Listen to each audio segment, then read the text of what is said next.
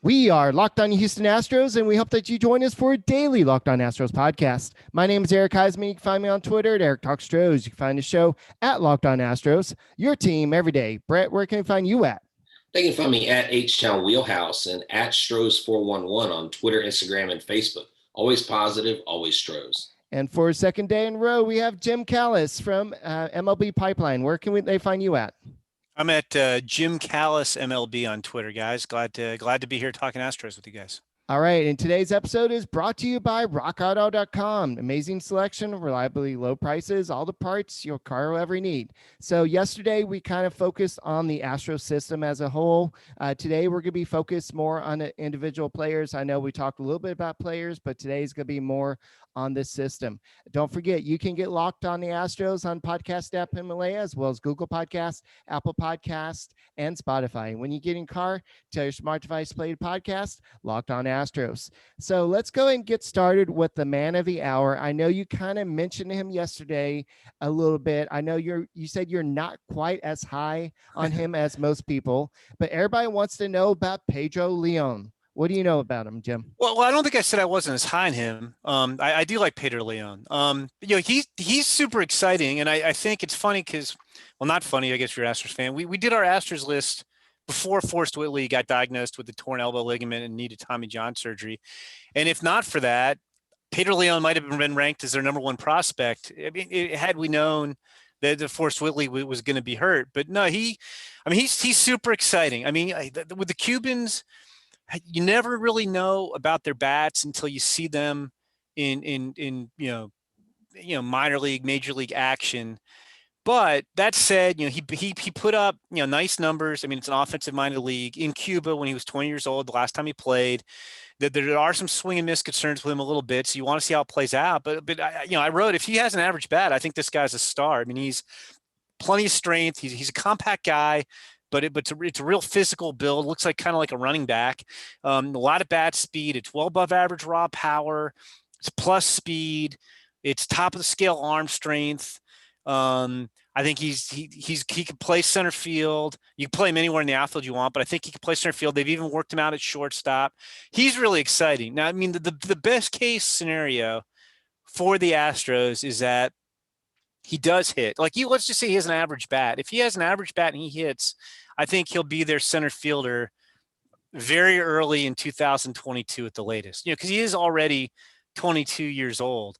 Maybe we even see him this year if he tears up the minors. But again, I mean, look, I've seen Cubans, tear it up when they come over, and I've seen Cubans who are highly touted and were terrible and never made to the big leagues. So a little bit of mystery surrounding Pedro Leon.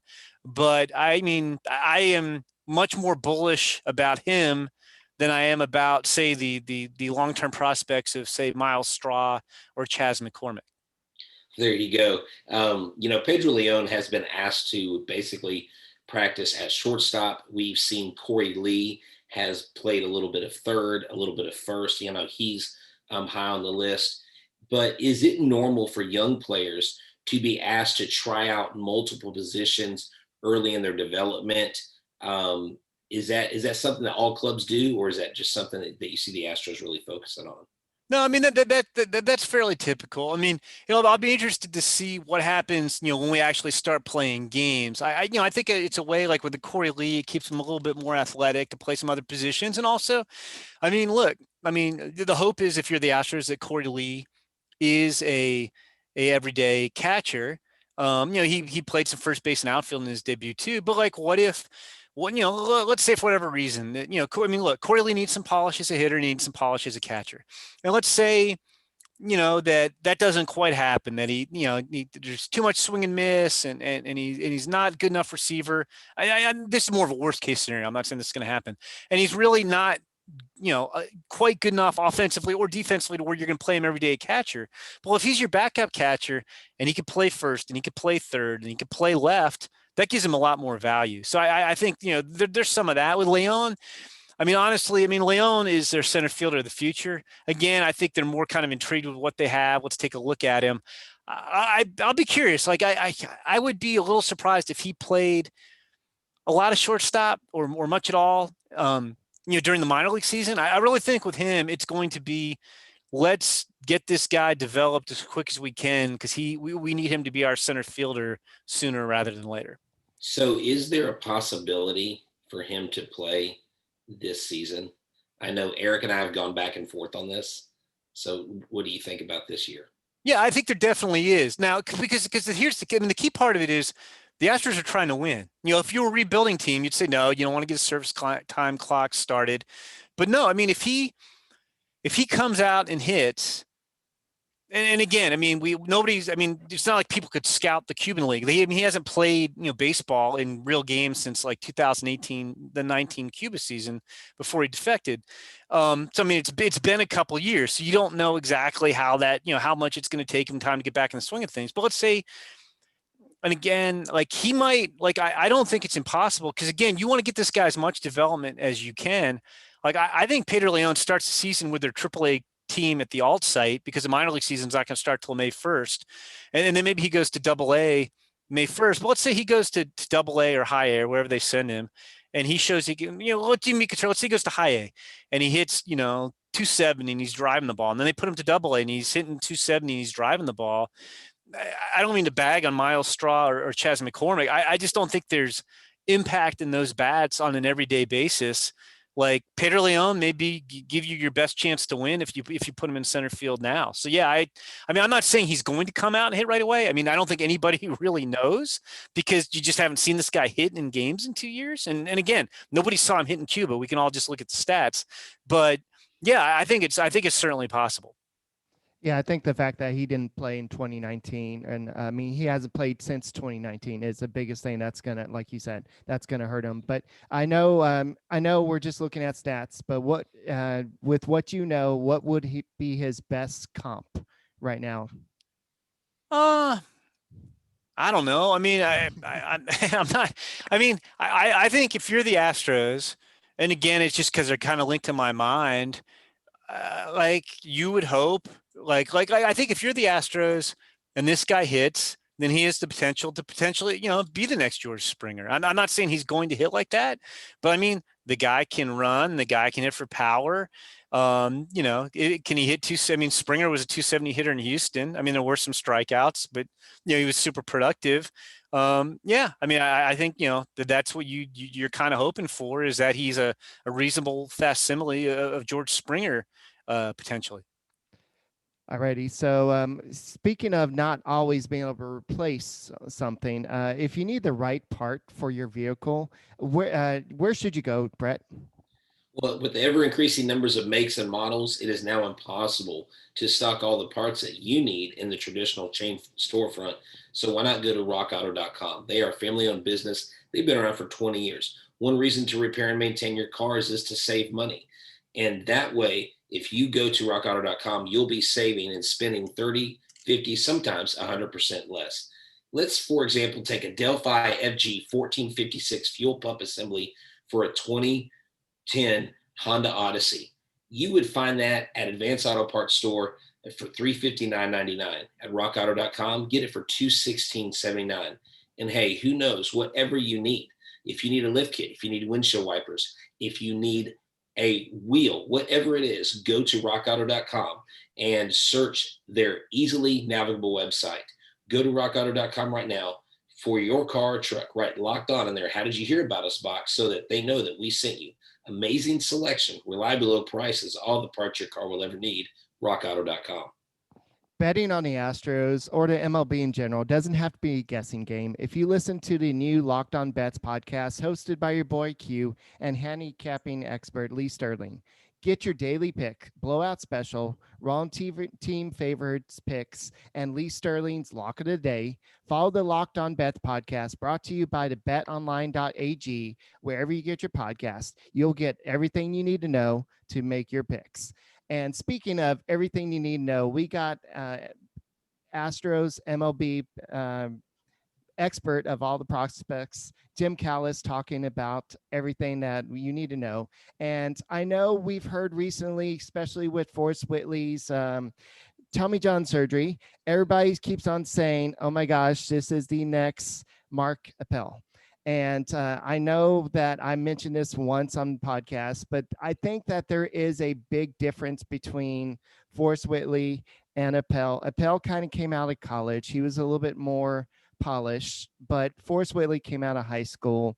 This is another bump in the road, or do you think that he's still too young to be saying this is it, right? Oh yeah, definitely much too young. I mean, I think there's a big difference between those two guys also. I mean, Mark Appel came in pro ball and got lit up, at Lancaster, which I know is a tough place to pitch. And I remember seeing him in the fall league, and he just didn't look like the guy I had seen at Stanford, when I saw him a year later in the fall league. And, Mark Appel never dominated in the minors. Got knocked around, especially at the upper levels. Forrest Whitley's had success. It's just been staying healthy. I think with Mark Appel just wasn't effective, for whatever reason. The stuff wasn't good. We're not questioning Forrest Whitley's stuff. We're just questioning, unfortunately, his ability to stay healthy. I honestly thought, Forrest Whitley got to Double-A in his first full pro season out of high school, which almost never happens. And I mean, I don't know about you guys. I thought we were going to see him in the big leagues in 2018. And, he had, the suspension that year, and he had some small oblique and lat injuries. And then he went and he led the Arizona Fall League in strikeouts and looked great. and I was like, okay, he's going to be a big part of the Astros in 2019. Instead, he had, right shoulder inflammation, command issues, and missed time. And he came back in the fall league again and looked good again. I mean, I've seen this guy pitch great in the fall league 2 years in a row. And so I was like, okay, well, he's definitely going to be a dude in 2020. And then he came out with a sore elbow, which we now know why, at the alt site, and he didn't play. And even then, I thought coming in this year, okay, if he's got that behind him, they need pitching. It's tailor-made. This is going to be his year. And now he's not going to be back till mid-2022 at the earliest, and obviously won't go straight to the big leagues. But no, I mean, it's just health with him.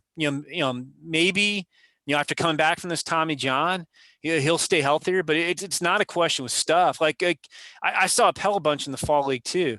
And when I saw Appel, I mean, it was weird because Appel threw hard, relative mid-90s for an inning or two. And his slider, which was supposed to be a good pitch, it was good for a couple innings when it was hard. It wasn't sharp. It was just he'd throw an 84-mile-an-hour slider, and it was hard enough to throw you off if you were looking for the fastball. But then by the third inning, he'd be 91, 92 with an 80, 81-mile-an-hour slider, and it was very ordinary. Forrest Whitley has got much better stuff than Mark Appel, and I do think there's still hope for him. And hopefully it'll play. I mean, it's just crazy though. I mean, we were probably looking at Forrest Whitley, realistically making his big league debut in 2023 now, 7 years after he was drafted, and 5 years after it seemed we all thought he was going to get to the big leagues in 2018. Yeah, exactly. And I've been doing some just looking into people that study the different pitchers, and the struggles they have, talking about his plant foot, talking about how he needs to fix that when he comes back, or he's going to have back problems Matt Harvey had. And with that being said, his ceiling, do you think, is still making it to the major leagues? Because the average major league pitcher doesn't debut until about 23 or 24 and a half years of age. Yeah, I mean, it's probably not quite that high, though, for high school guys, though, I would say. Because, I mean, if you're debuting if he debuts when he's, we're talking about him, if he debuts in 23, he's 25 years old. And he was 18 when he got drafted. So that's pretty late. But no, I mean, yeah, I think he definitely, I would be extremely surprised if Forrest Whitley never pitches in the big leagues. And again, if he can, I mean, the one thing he's shown stuff, he's never, he's got to throw more consistent strikes, and regular innings would theoretically help with that, is what I'm trying to say.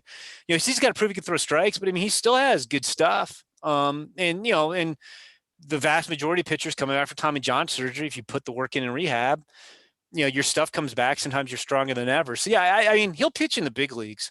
It's just a question of, can he stay healthy enough to claim a role, and can he throw enough strikes to reach his ceiling? But I would be very surprised if we don't see him in the big leagues.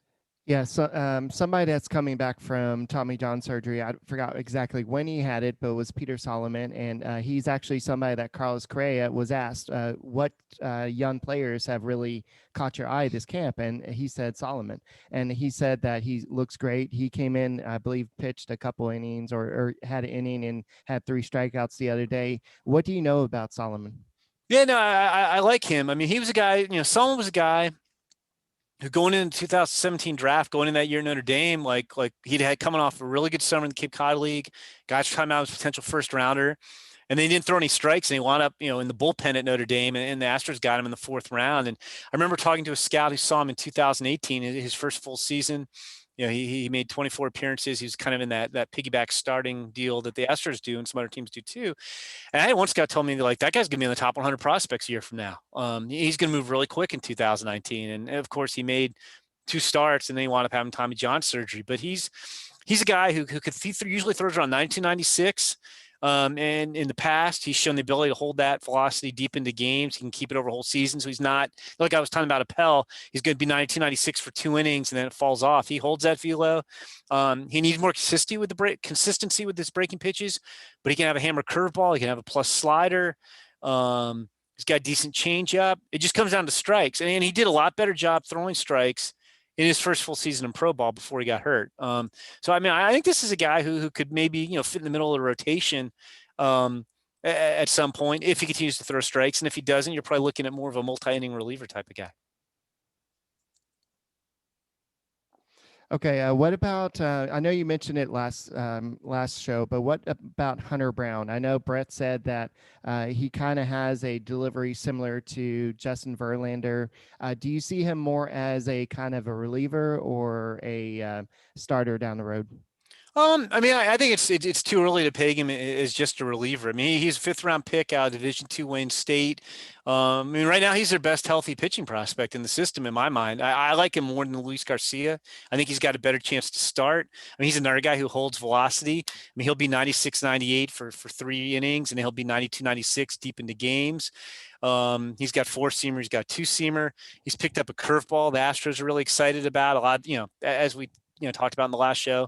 And as you guys know, they like to have the 4-seam fastball curve combination. He had a sharp slider in college too. That's still a good pitch. And with him, I mean, look, missing 2020 is going to hurt him because he's coming from a small program. He hadn't had a lot of coaching. It cost him probably 100 or 120 innings of experience against pro hitters where he could have worked on refining his changeup and refining his control. But I like him. I think he just needs to, kind of, develop that change up and repeat his delivery more regularly. But he's really, really interesting. I'm really looking forward to seeing what he does this year.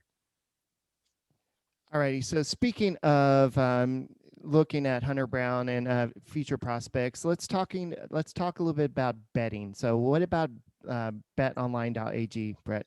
BetOnline.ag is the fastest and easiest way to bet on all your sports action.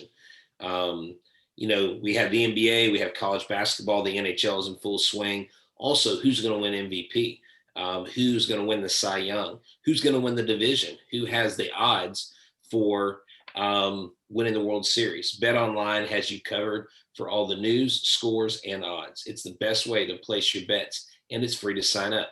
Head to the website or use your mobile device to sign up today and receive 50% welcome bonus on your first deposit. BetOnline, your online sportsbook experts. Promo code Locked On. Now it's time for March Madness. Let's talk about today's matchup at Built Bar. That's right. Today's matchup is cookie dough chunk versus salted caramel. We've been telling you about Built Bar. You've got to get it through your heads, people. Order Built Bar today. It's the best tasting protein bar on the market. And I, H-Town Wheelhouse, can attest to it. If you could go to my fridge right now and open it up, both doors would swing wide open with mounds of Built Bars in them. I promise you, they're the best in the business. So go check out today's Madness matchup, and you can vote at BuiltBar.com or at Built_bar on Twitter.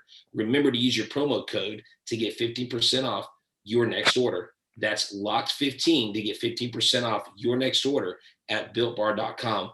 I am taking cookie dough chunk. There's hands down one of the best flavors on the planet. Salted caramel, we're coming for you. Cookie dough chunk, is going to be crowned champion soon. We're counting down the days to opening day here on the Locked On Podcast Network. Next Wednesday, March 24th, the Locked On MLB Podcast begins one of our biggest events of the year, the Locked On MLB Division Preview Series.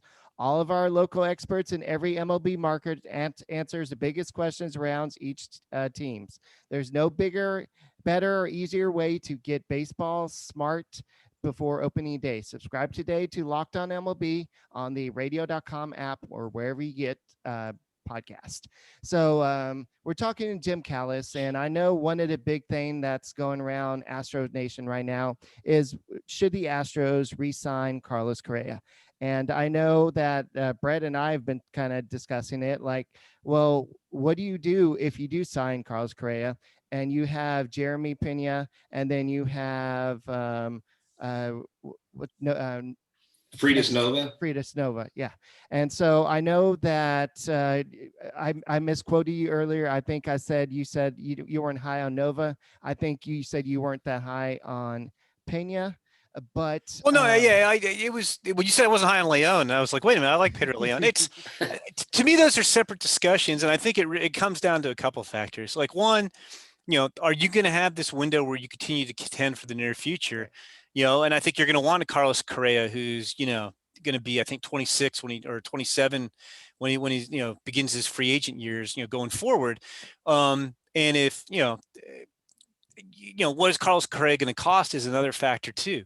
I don't think you can look at it, even if you're more bullish on say Jeremy Pena or Freduis Nova than I am. And I like those guys, but those guys aren't close to being ready to step in my mind, for Carlos Correa. I mean, Pena, had when he came out of Maine, the University of Maine, he was one of the best defensive shortstops in the 2018 draft. There are a lot of questions about his bat.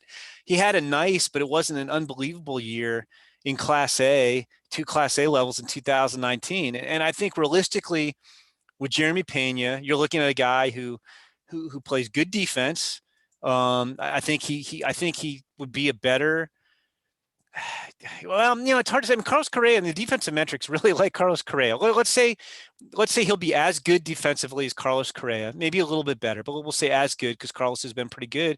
But like with Jeremy Pena, in my mind, he's like a guy who's going to hit 260 with, I don't know, 12 homers, maybe 15, not a ton of walks. Like, that's not replicating what Carlos Correa is giving you.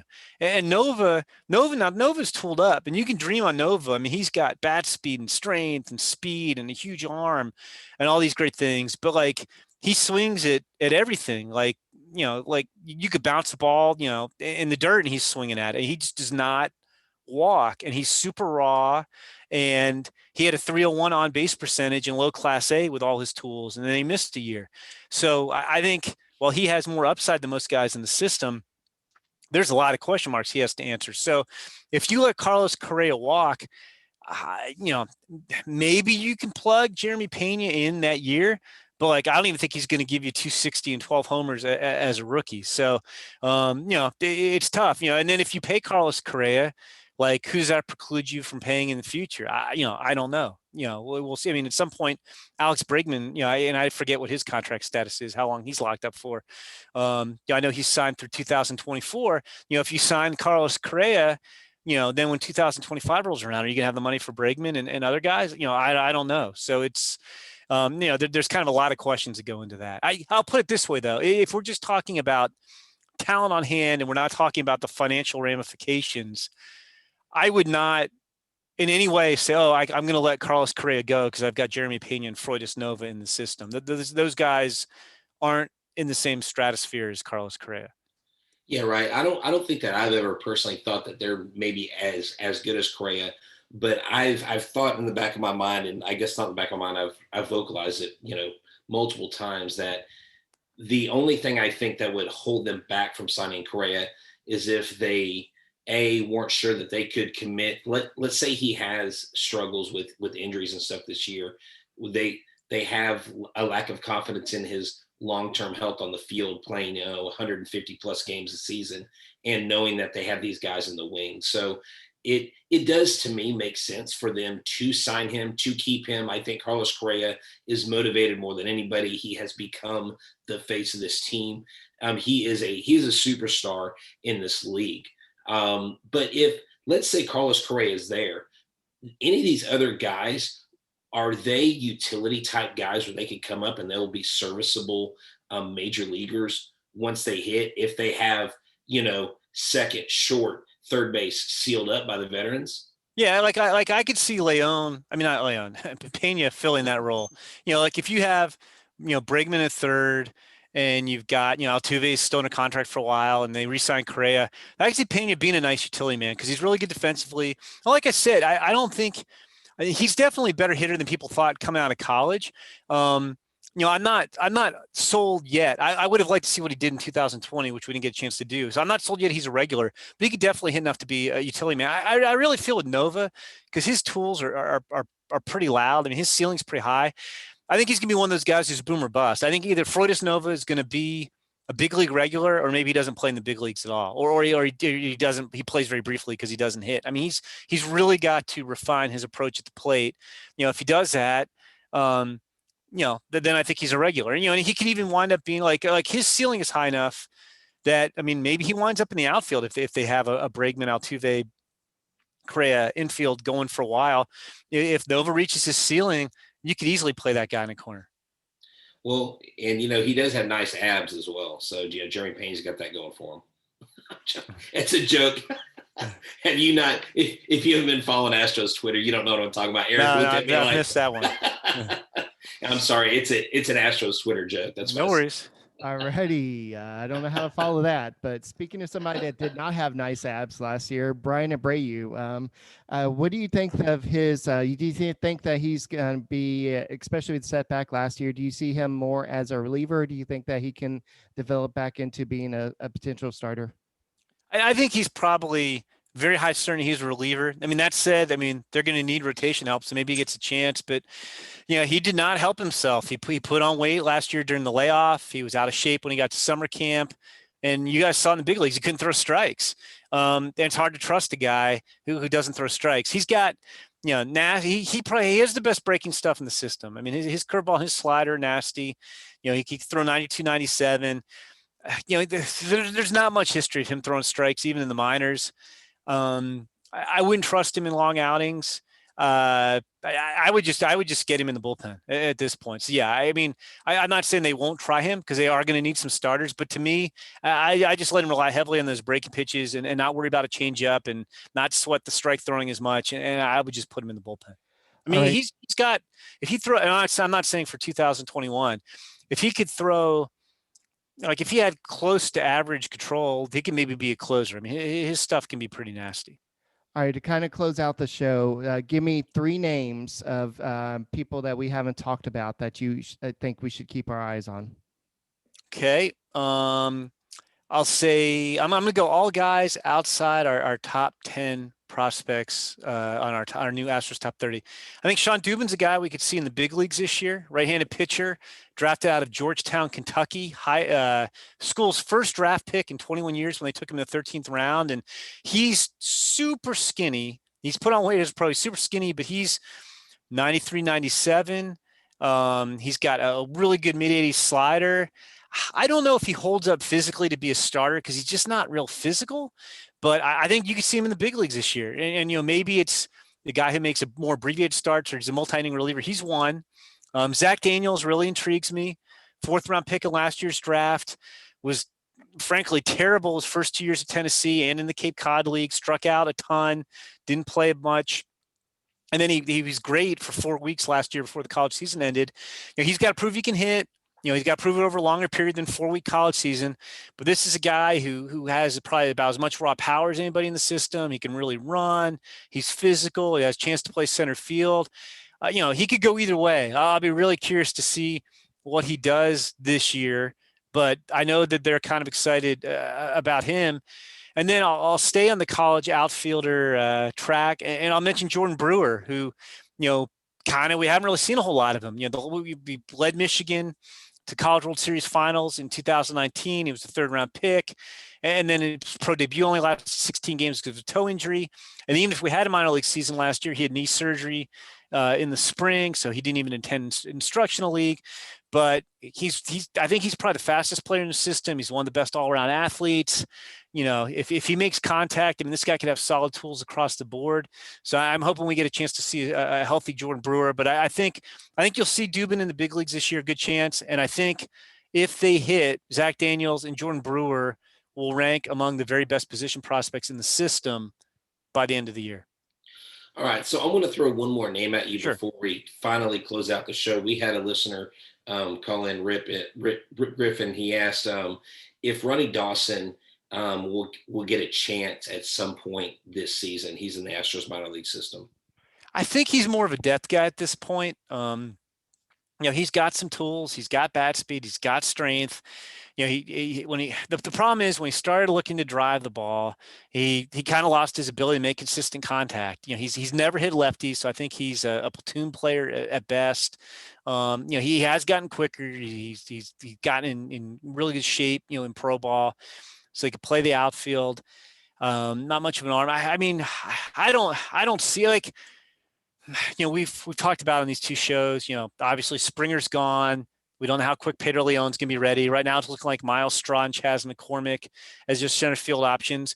Maybe if Ronnie Dawson figures some things out at the plate, he'll get a look in center field. But I don't think he's a priority guy right now. I think he's kind of more of a depth guy right now than a forefront guy for the Astros. Definitely. Well, Jim, we appreciate your time. We appreciate you taking a deep dive with us into all things Houston Astros and their farm system. Tell our listeners where they can find you once again.